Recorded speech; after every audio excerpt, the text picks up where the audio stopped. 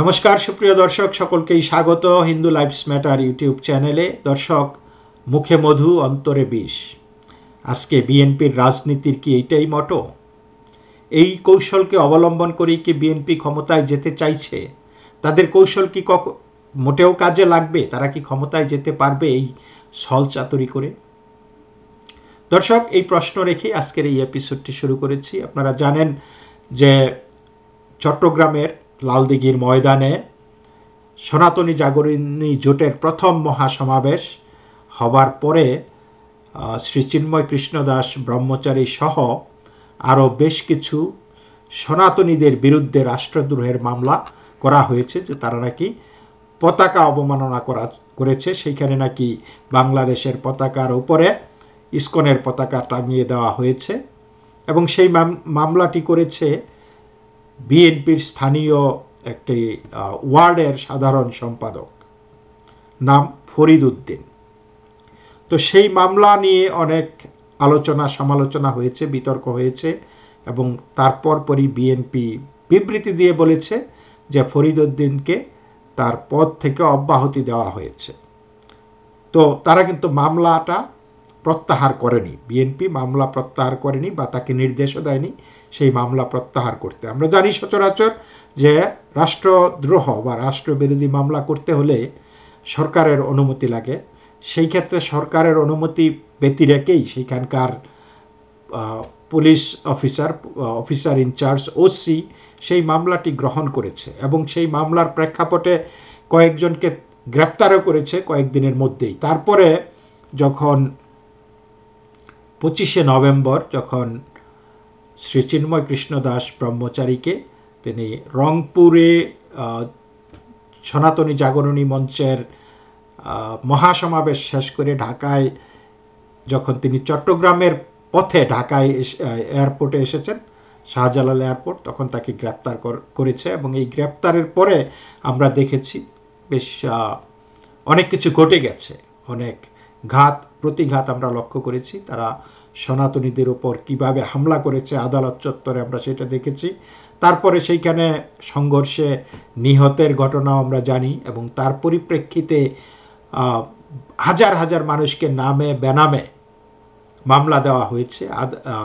Even কি আইনজীবী যারা নাকি শ্রী চিন্ময় কৃষ্ণদাস ব্রহ্মচারীকে কোর্টে রিপ্রেজেন্ট করার কথা, তাদের বিরুদ্ধেও মামলা দেওয়া হয়েছে। এখন বলা হচ্ছে যে চিন্ময় প্রভুর পক্ষে কোনো আইনজীবী আদালতে দাঁড়াননি বা দাঁড়াতে চাননি।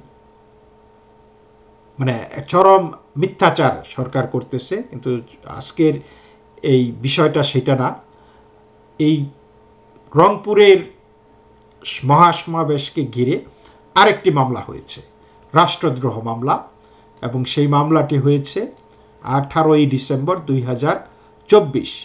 মামলাটি করেছে কোতোয়ালি থানায় লিয়াকত উল্লাহ লুসান নামে 38 বছর বয়স্ক একজন ব্যক্তি এবং সেইখানে বহু সনাতনীকে অভিযুক্ত করা হয়েছে তাদের বিরুদ্ধে। আমি আপনাদেরকে সেই মামলার বিস্তারিত বলছি। বরাবর অফিসার ইনচার্জ কোতোয়ালি থানা RPMP রংপুর বিষয় এজাহার জনাব, যথাবিহিত সম্মানপূর্বক নিবেদন এই যে আমি লিয়াকত উল্লাহ লোসান 38, জাতীয় পরিচয়পত্র নং 1986 8510 331 198 168, পিতা শামসুজ্জোহা, সাং শ্যামপুর স্টেশন পাড়া, ডাকঘর স্টেশন, থানা বদরগঞ্জ, জেলা রংপুর, এই মর্মে এজাহার করিতেছি যে আমি জিয়া মঞ্চ বদরগঞ্জ উপজেলার সদস্য সচিব এবং আওয়ামী লীগ ফ্যাসিস্ট সরকার পতন আন্দোলনের একজন সক্রিয় আন্দোলনকারী ছিলাম। আসামি 1 নম্বর দীপঙ্কর ভট্টাচার্য, প্রধান সমন্বয়ক সনাতন জাগরণ মঞ্চ, সাং মাহিগঞ্জ। 2 অশোক রায়, সদস্য সচিব হিন্দু জাগরণ মঞ্চ, রংপুর জেলা। 3 অলোক গোস্বামী, সাংবাদিক, দৈনিক দাবানল, সাং পাকপাড়া।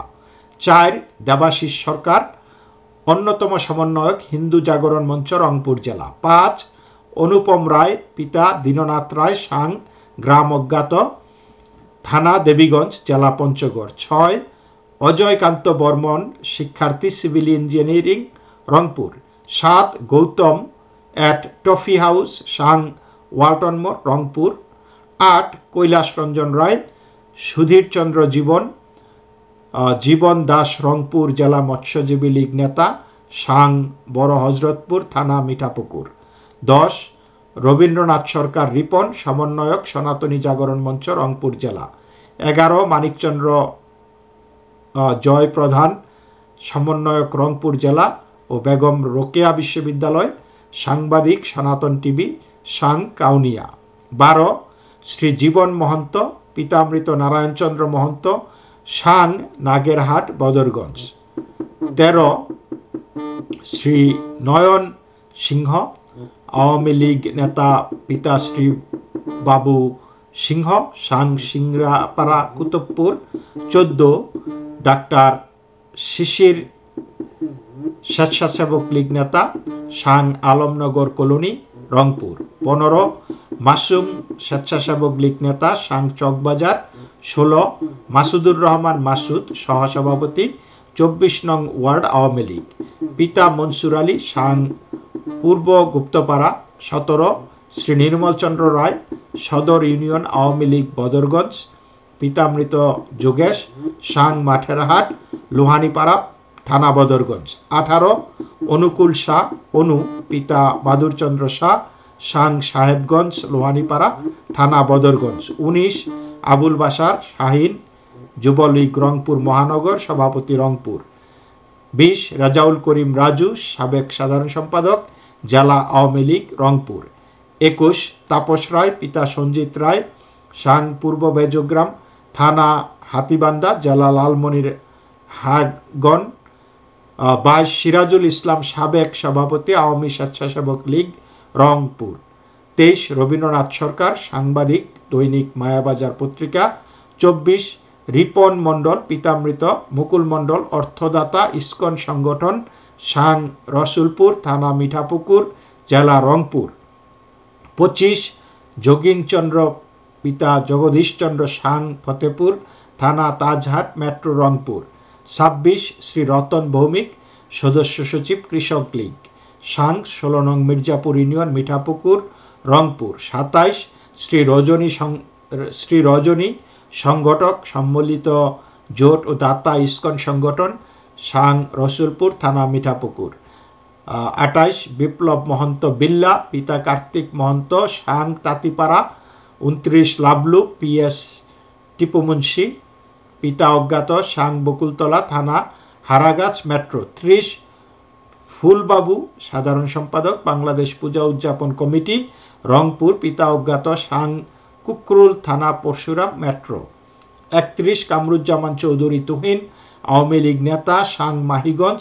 32 শঙ্কর ধর, পিতা মৃত জিতেন্দ্রনাথ ধর, সাং, মাহিগঞ্জ কবরস্থান মোড়।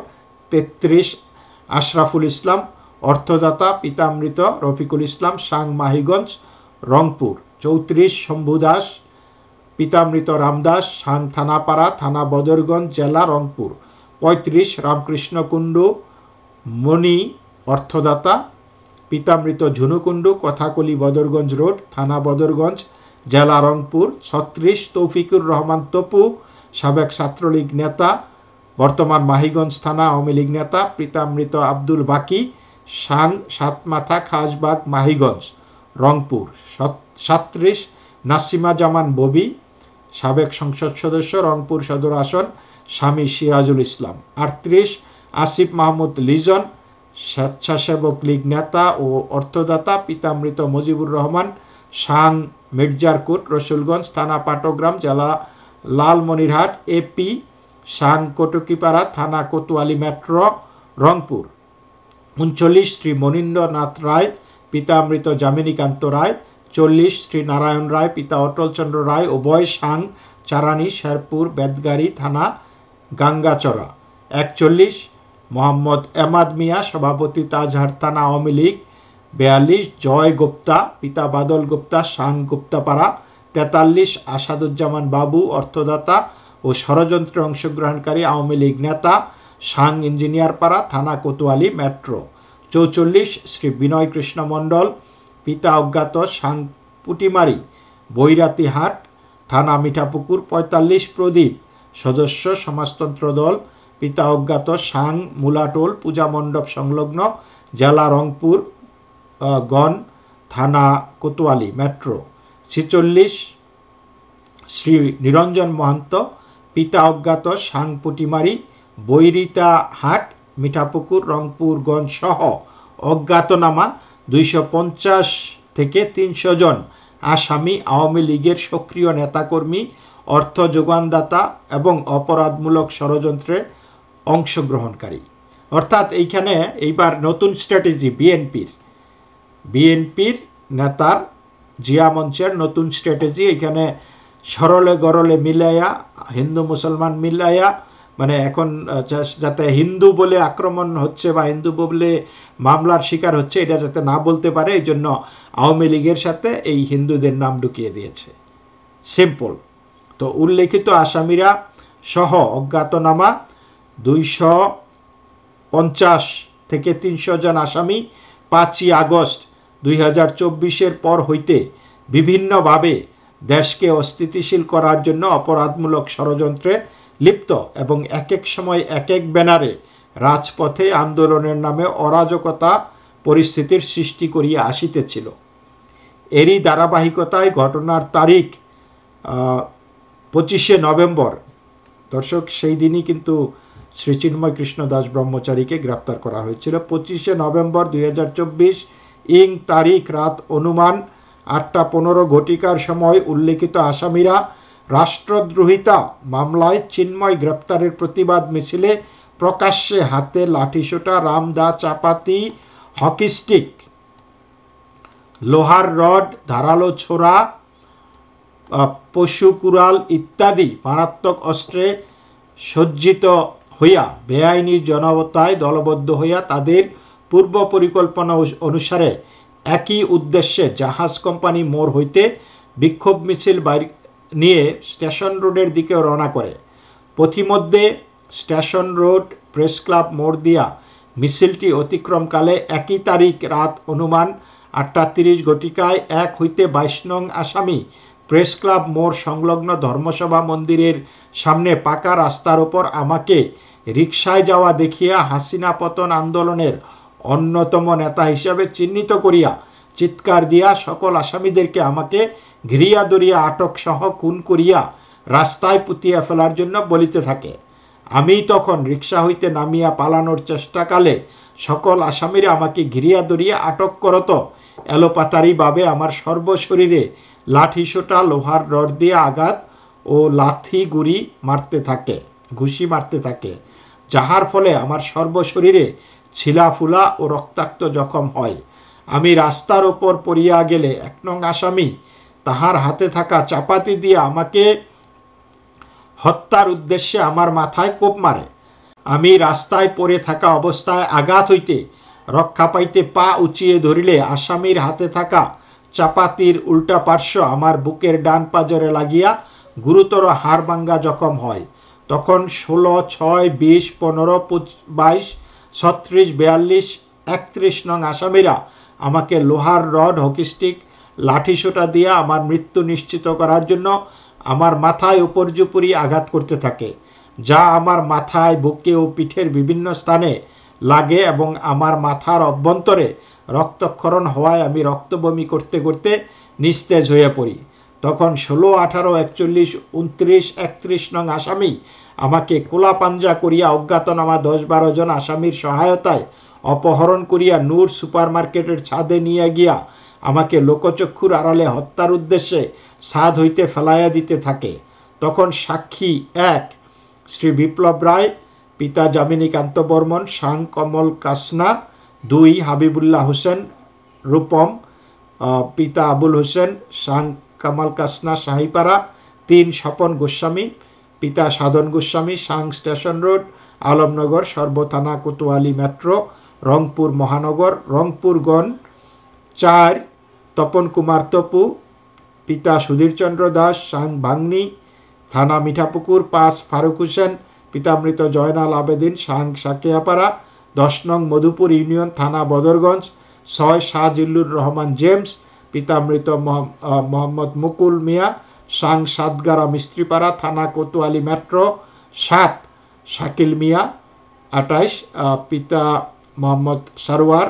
8 এস এম মিঠু, পিতা মোহাম্মদ আব্দুর রাজাক মিয়া, উভয় সাং বৈরাতির হাট, থানা মিঠাপুকুর, জেলা রংপুরগঞ্জ সহ আরও অনেকে উক্ত বিল্ডিংয়ের ছাদ হইতে আমাকে গুরুতর আহত অবস্থায় উদ্ধার করিয়া অপরিচিত অটোযোগে রংপুর মেডিকেল কলেজ হাসপাতালে নিয়ে যায় এবং চিকিৎসার জন্য ভর্তি করায়। চিকিৎসকরা আমার অবস্থা বেগতিক দেখিয়া মেডিকেল বোর্ড গঠন করত আমার চিকিৎসা শুরু করে। আমি রংপুর মেডিকেল কলেজ হাসপাতাল হইতে চিকিৎসা গ্রহণ শেষে ছাড়পত্রপ্রাপ্ত হইয়া থানায় আসিয়া এজাহার করিতে বিলম্ব হইল। ছাড়পত্র সহ প্রয়োজনীয় ডায়াগনোসিস রিপোর্টের ফটোকপি সংযুক্ত করা হইল। অতএব বিষয়টি এজাহার হিসাবে গণ্য করত প্রয়োজনীয় ব্যবস্থা গ্রহণ করিতে জনাবের সদয় মর্জি হয়। নিবেদক মোহাম্মদ লিয়াকতুল্লাহ লুসান। তো দর্শক, আপনারা বুঝতেই পারছেন যে এটা টোটালি ষড়যন্ত্র করে এই হিন্দুদেরকে আওয়ামী লীগের সাথে মেলাইয়া এই বিএনপির এই অপকর্ম। এবং এইখানে অলরেডি মামলাটা গৃহীত হয়েছে। মোহাম্মদ আতাউর রহমান, অফিসার ইনচার্জ কোতোয়ালি থানা, RPMP রংপুর, তিনি লিখেছেন, বাদীর স্বাক্ষরিত এজাহার অদ্য 18 ডিসেম্বর 2024 তারিখ 00:55 ঘটিকায় থানায় প্রাপ্তি হইয়া RPMP কোতোয়ালি থানার মামলা নং 18 তাং 18/12/2024 ইং ধারা 143, 341, 323, 324, 307, 365, 506, 34 পেনাল কোড রুজু করা হইল। তো এইটাই আর কি, মুখে মধু অন্তরে বিষ। বিএনপি এই মামলা বাণিজ্যটা কিন্তু এখন বিএনপি করতেছে, আমরা দেখতেছি। এবং তারা আবার এই দিক দিয়া বলছে যে তারা সংখ্যালঘুদের পাশে আছে, হিন্দুদের পাশে আছে। কিন্তু হিন্দুদের তারা তাদের এই চালাচামুন্ডা দিয়া অন্যদিকে হিন্দুদের নানান রকম মামলায় জড়াচ্ছে এবং তাদের বিরুদ্ধে মামলা বাণিজ্য করতেছে, চাঁদাবাজি করতেছে। তো দর্শক, কিছু বলার নাই, জাস্ট আমাদের প্রতিবাদ আমরা যেইভাবে চালাচ্ছি সেটা করে যেতে হবে। বহির্বিশ্বে আমাদের সংবাদ প্রচার করতে হবে এবং সময়ের জন্য অপেক্ষা করতে হবে। সময়ই সব কিছু ঠিক করে দেবে। তো দর্শক, এই পর্যন্তই। সকলেই ভালো থাকবেন। নমস্কার।